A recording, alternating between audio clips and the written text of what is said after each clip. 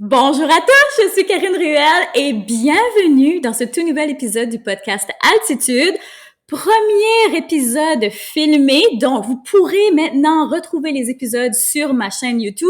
Karine Ruel, super facile à trouver. Je trouve que c'est beaucoup plus intéressant d'écouter les podcasts de façon filmée. J'avais avant ça des épisodes hebdomadaires, mais avec le podcast, j'arrivais comme plus à faire les deux.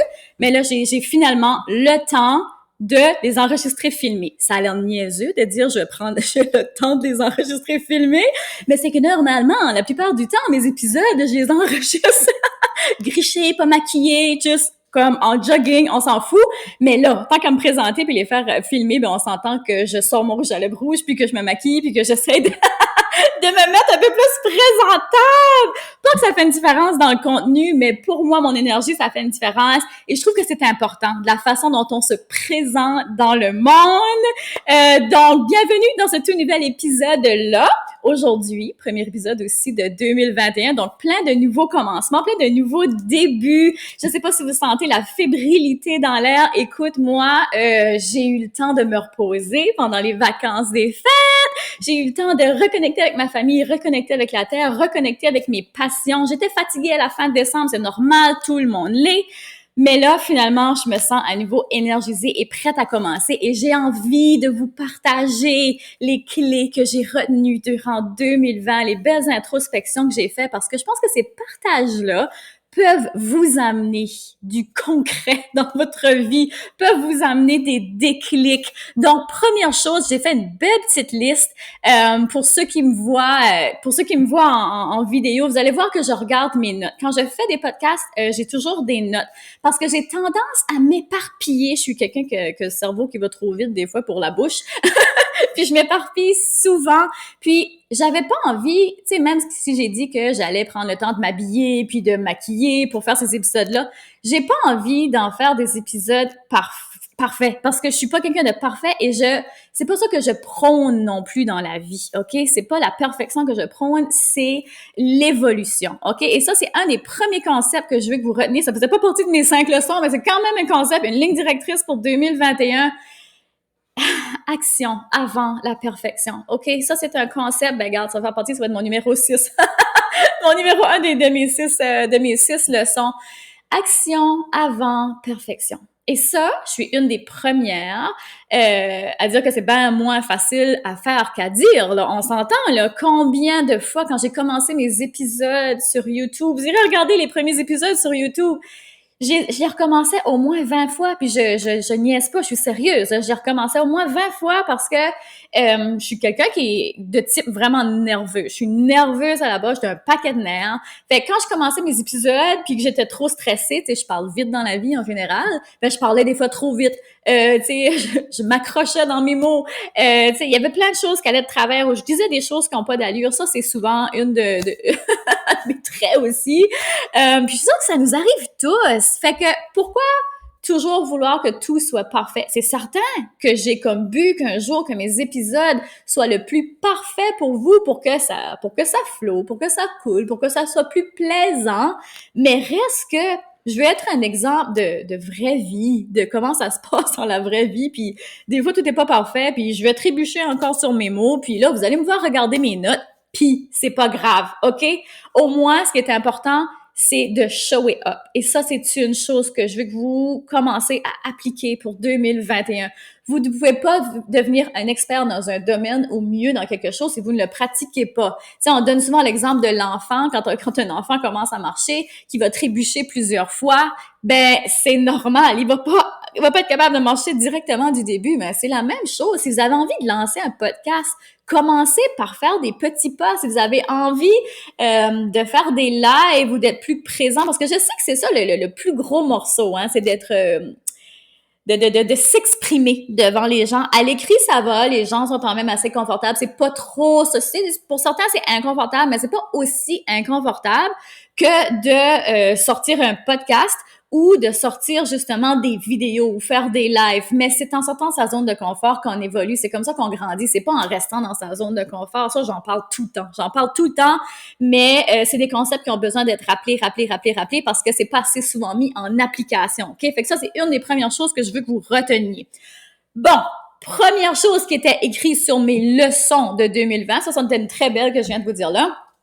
Mais si vous avez écouté mon dernier épisode, je vous ai parlé de mon mot pour 2021. Je vous ai donné un beau petit PDF d'exercice à remplir. Vous pouvez aller le télécharger sur podcast.karineruel.com et vous pourrez le faire chez vous, bien entendu, tout à votre couverture. Fait que mon mot pour moi, dans le fond, je vous invitais à me nommer une liste de mots qui vous énergisent, qui vous donnent une direction pour 2021, des mots que vous avez comment je dirais, expériencé, mais fait l'expérience dans 2020, des thèmes qui sont ressortis et que vous voulez voir continuer, qui sont nés, on peut dire, dans 2020, mais que vous voulez garder avec vous, porter avec vous pour 2021. Et moi, un mot qui est ressorti de cette liste-là, c'est confiance. Confiance. Avoir confiance en moi, mais aussi avoir confiance en la vie. Ça a été vraiment un gros déclic pour moi. Tu sais, j'ai fait tellement d'introspection, j'ai joint des masterminds, j'ai joint des groupes, j'ai fait plein de choses, du coaching. Je me suis fait coacher, j'ai fait beaucoup de coaching pour les autres, mais je me suis fait coacher aussi. Et je trouve que ça, c'est très, très, très important. On est en évolution continue. Je pense qu'on doit toujours continuer de travailler sur nous-mêmes. Tu sais, le coaching que je donne, dans le fond, à mes femmes d'altitude qui joignent le coaching avec moi, c'est mon processus à moi, que je repasse dedans à chaque fois. Tu sais, par exemple, je vous donne l'exemple d'avoir lu un livre. Vous allez lire un livre à un tel moment donné dans votre vie, vous allez le relire dans 5 ans, vous allez le percevoir d'une façon totalement différente parce que vos expériences vous auront appris autre chose et votre expérience sera différente, vous serez rendu différent, il y aura un travail différent qui va se faire. Même chose avec le coaching. La framework que j'ai créée, c'est une framework que vous pouvez utiliser de façon intemporelle parce que vous allez vous poser ces questions-là, vous allez faire le travail dans un moment et plus tard, vous allez faire encore le travail et ça va être totalement différent. Fait que tout ça pour revenir à la confiance, le travail sur soi, l'introspection, apprendre à se connaître, c'est tellement important. Donc moi, ce qui est beaucoup ressorti, c'est la confiance. J'ai réalisé pendant mon cheminement cette année 2020 que j'avais pas nécessairement tant confiance en moi que ça, malgré que c'est ce que j'ai l'air de dégager. Hein. C'est souvent un des commentaires que j'ai le plus souvent. Je suis comme, mon Dieu, comme les gens vont souvent me dire, t'as vraiment l'air d'avoir de la confiance, t'as vraiment l'air d'avoir de la facilité, tu sais, à parler devant les gens, t'as l'air à te foutre de ce que les autres pensent. Hey, non, c'est pas vrai du. C'était pas vrai. Je devrais dire peut-être c'était pas vrai parce que j'ai énormément cheminé. Je me souviens de l'ancienne version de moi, là, qui n'a absolument rien à voir avec qui je suis aujourd'hui. Mais, mon Dieu, je suis une introvertie de nature, OK? Fait que souvent, je parle de mon expérience à la polyvalente, tu sais, parce que c'est l'adolescence, puis, tu sais, il y a beaucoup de sorties de zone de confort et tout ça, et j'étais tellement gênée. J'avais tellement pas de confiance en moi. Je me suis ramassée dans des relations amoureuses, tu sais, de l'adolescence et même début adulte que, mon Dieu, n'aurait jamais dû arriver, mais c'est pas n'aurait jamais dû arriver. C'est tous des apprentissages. Et ça, c'est une leçon aussi, je pense qu'on peut apprendre aussi, hein, tout le monde. On apprend nos apprentissages. Je veux dire, c'est comme ça qu'on évolue. Donc, je me tape pas sur la tête, je me dégrade pas de ce qui s'est passé dans ma vie avant, mais tout le contraire. J'ai appris de ça, mais j'ai réalisé que, tu sais, quand je faisais l'introspection, que j'avais pas énormément de confiance en moi.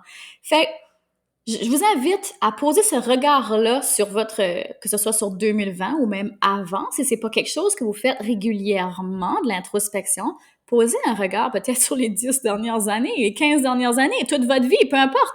Est-ce que le terme de la confiance est un terme qui mérite d'avoir un peu plus d'introspection? Je vous demande.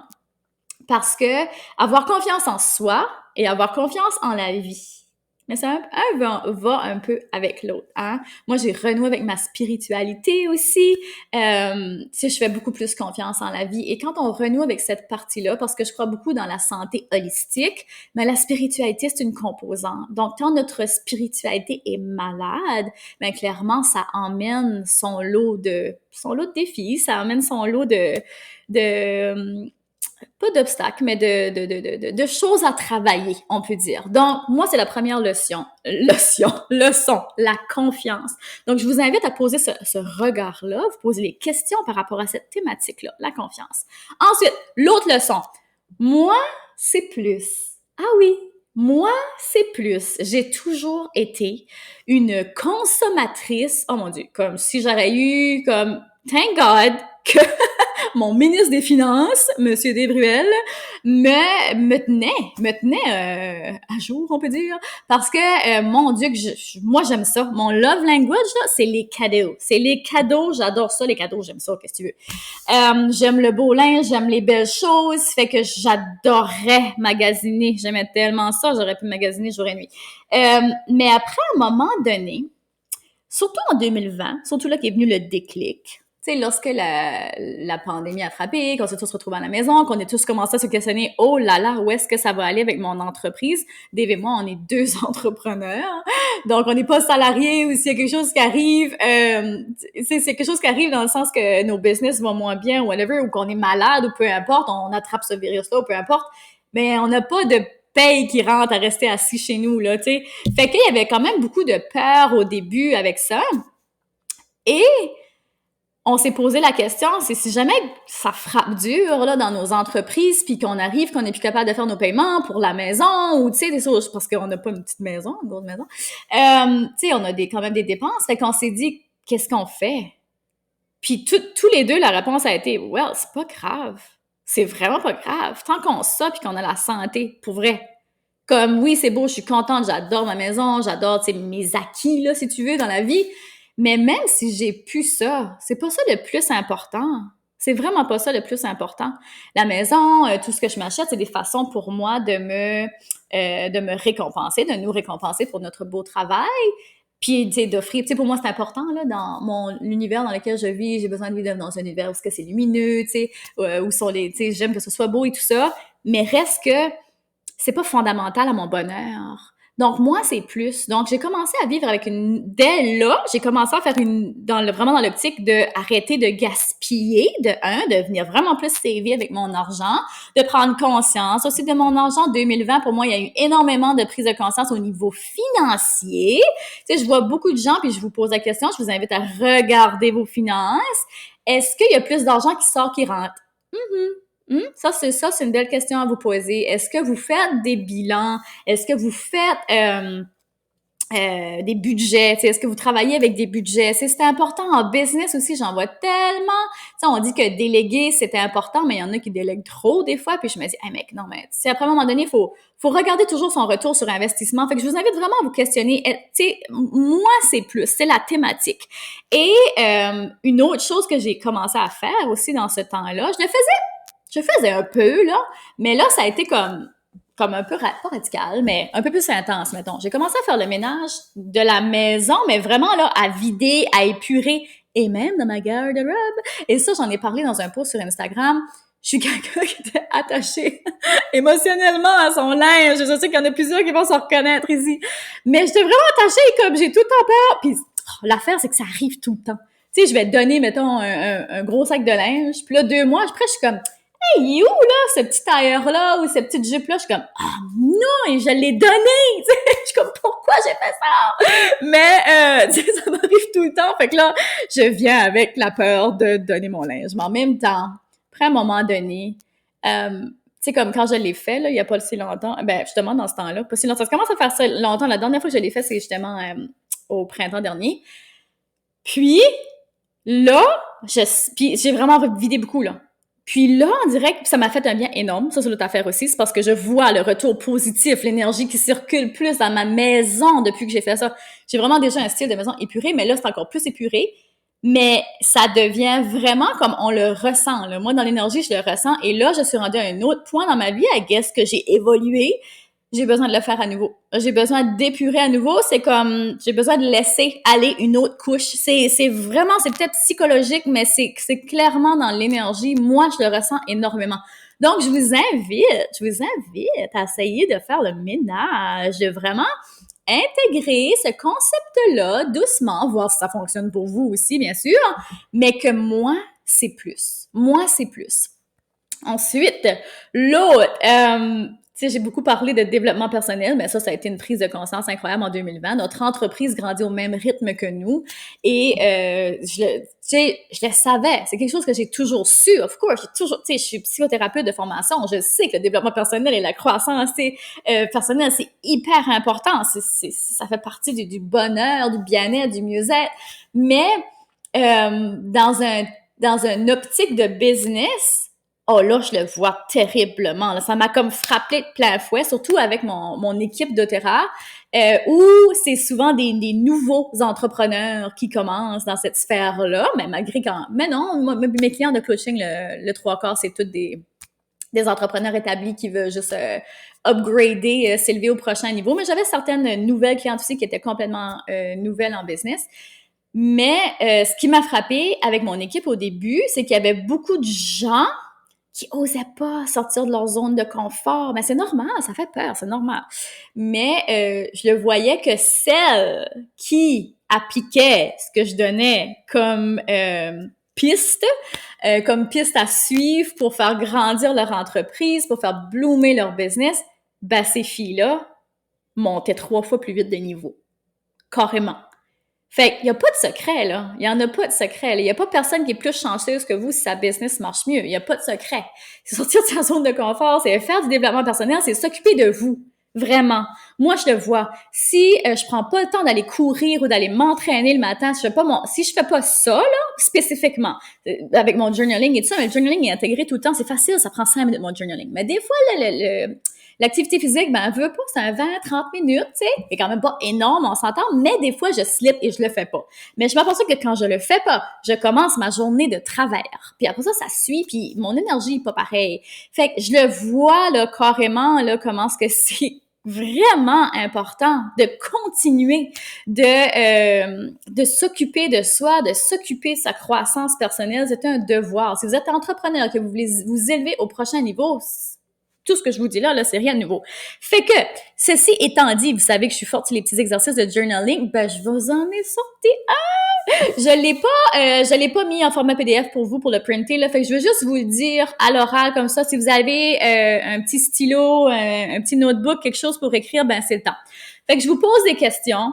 Et je vous invite, dans le fond, à vous poser ces questions-là. Vous pouvez le faire juste comme ça, là, dans votre tête, ça va déjà vous aider. Donc, si vous faites une petite rétrospective, parce que là, on est en début d'année, c'est important quand même de faire la rétrospective avec l'exercice que je vous ai donné dans le dernier épisode. C'était vraiment très bien, mais l'exercice était un peu orienté vers le ralentir. Dans le fond, apprendre de 2021 que même si beaucoup de choses cachaient des downs et que ça nous a forcé à ralentir, on a quand même été capable de réussir. Et c'est un peu dans ce déclic-là que je voulais que vous fassiez dans l'épisode, vraiment dans le sens que, ah oui, OK, regarde, j'ai été capable de me tourner de bord et j'ai été capable quand même de réussir même si les choses ont gelé. Puis peut-être même que vous avez thrivé dans cet environnement-là.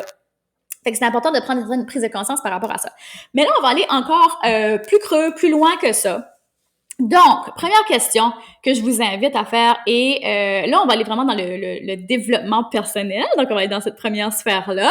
Donc, de quoi êtes-vous le plus fier?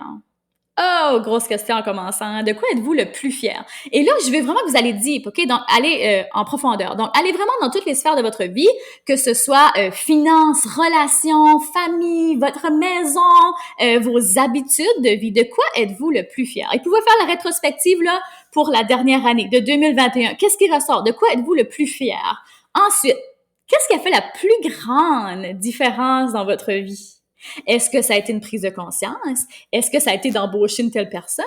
Est-ce que ça a été une nouvelle relation? Est-ce que ça a été un déclic? Tu sais, c'est quoi? C'est quoi qui a fait la plus grosse différence dans votre vie en 2020?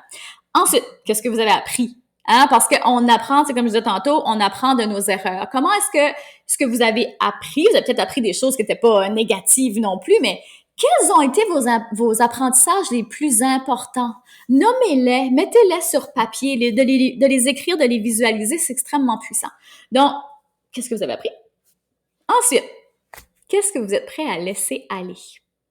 Ça, c'est un exercice aussi qu'on a fait dans le dernier, mais on le refait pareil. Parce que des fois, lâcher prise puis laisser aller, c'est vraiment difficile. Des fois, c'est plus difficile que de construire une nouvelle habitude, mais un vient avec l'autre des fois.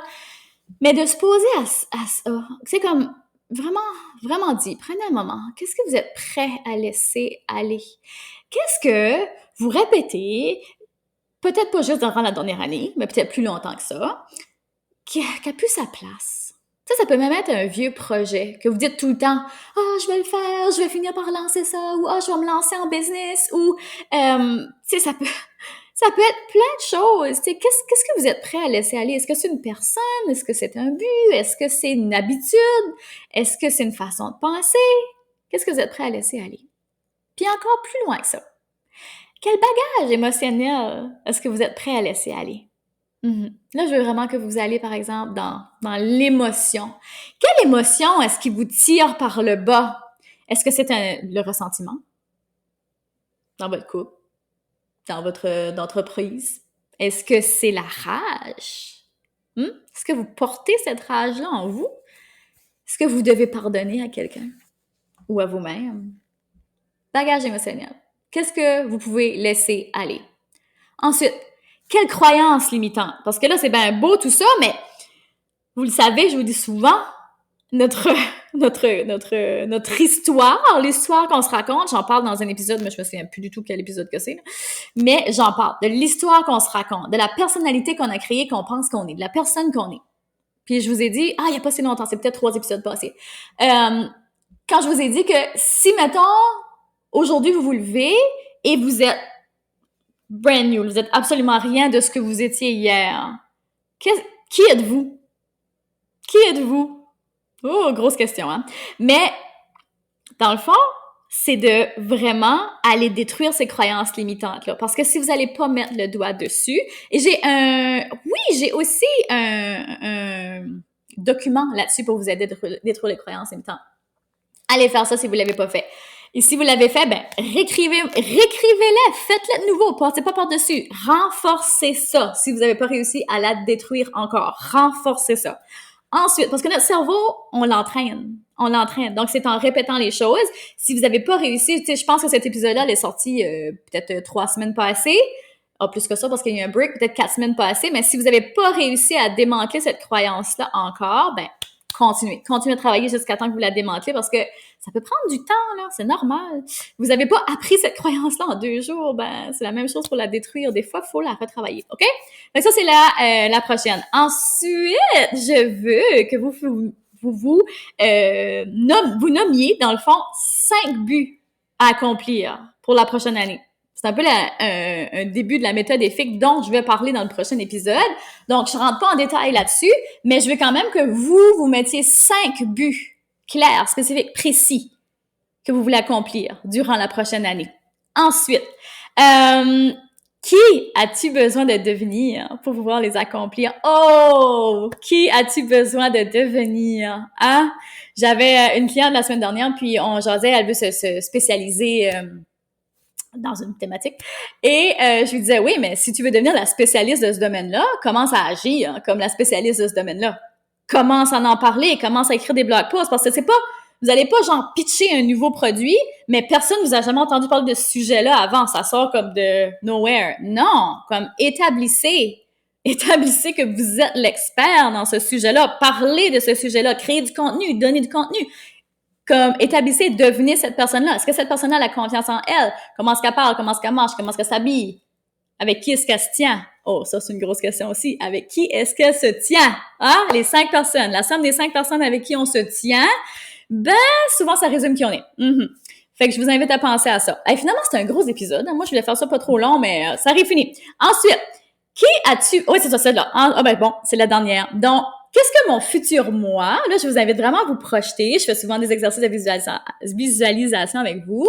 Donc, qu'est-ce que mon futur moi, ou mon higher self, qu'on dirait, me dirait? Donc là, prenez juste une page blanche, puis il faut commencer juste, tu sais, par exemple, moi, ça serait ma chère Karine. Puis là, laissez juste les mots couler sur votre page. Ne vous jugez pas. Laissez pas parler votre tête, laissez parler votre cœur. Je vous invite à mettre une petite musique de méditation si jamais vous êtes trop dans votre tête, pour une petite méditation qui va venir occuper votre mental pendant que vous laissez parler votre cœur. C'est vraiment une belle technique. Vous pouvez aller regarder sur YouTube, là, juste télécharger musique de méditation et ça devrait vraiment vous aider. Donc, je vous invite à faire ça. Fait que ça, c'est le petit devoir. Beau devoir. Finalement, je pense que je vais peut-être vous faire un PDF, là, mais je vous promets rien. Si de quoi, vous allez le retrouver sur le podcast Attitude, là, dans la section du contenu gratuit.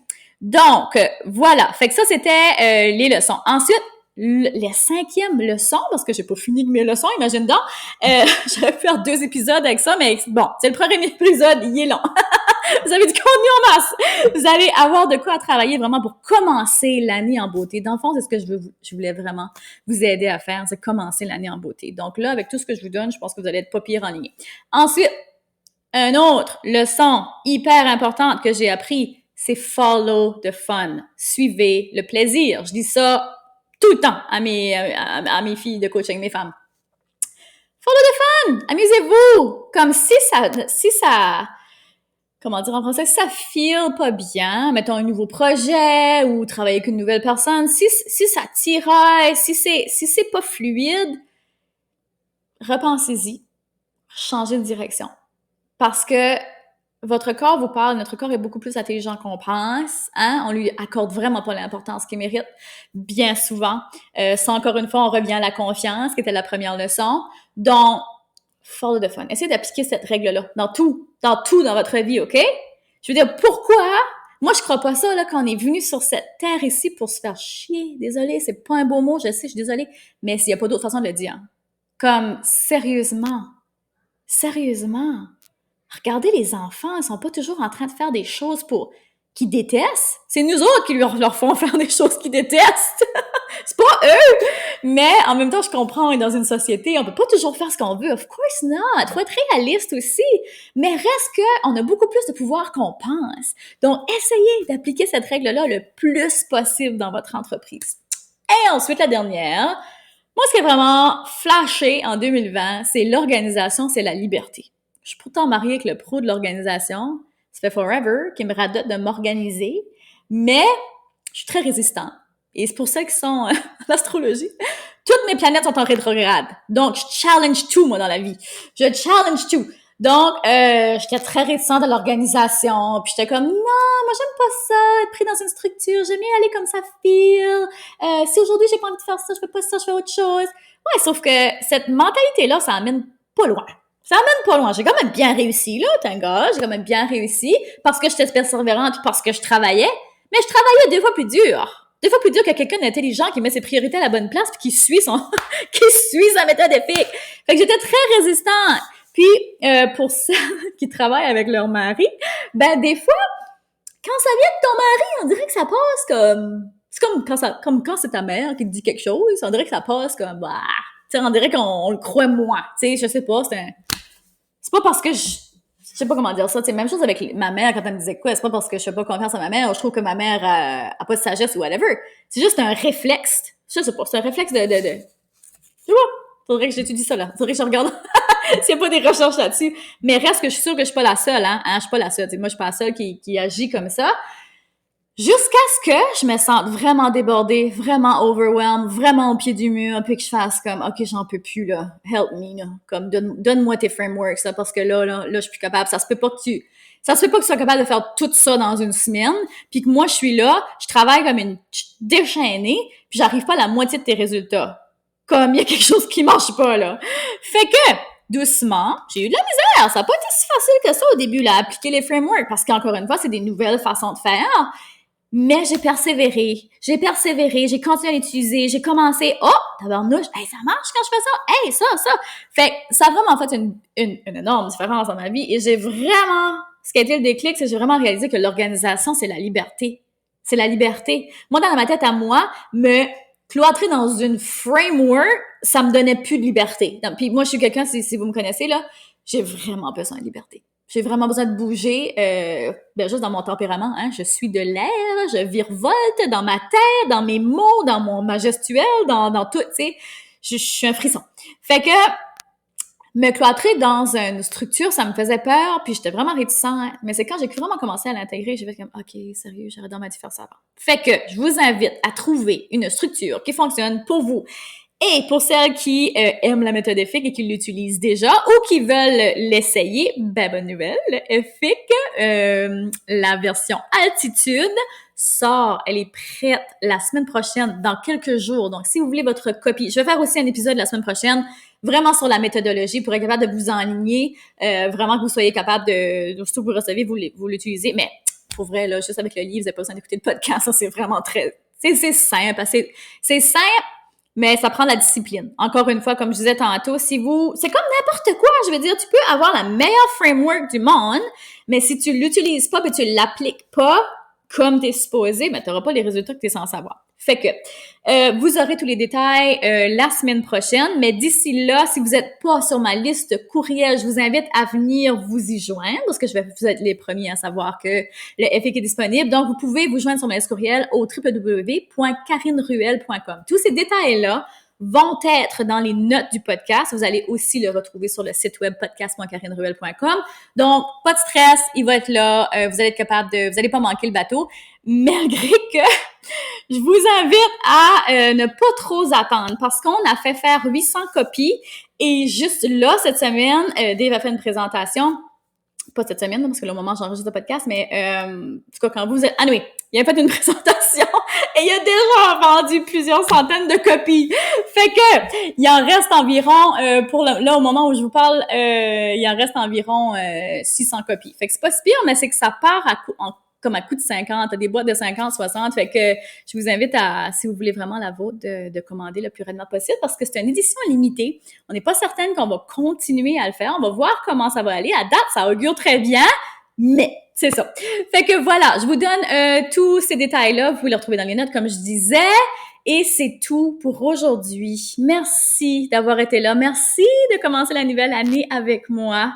Et jusqu'au prochain épisode, je vous invite à continuer de créer cette vie de rêve, cette entreprise-là dont vous avez toujours rêvé. Merci d'avoir écouté le podcast Attitude et à bientôt dans le prochain épisode. Vous venez d'écouter le podcast Altitude.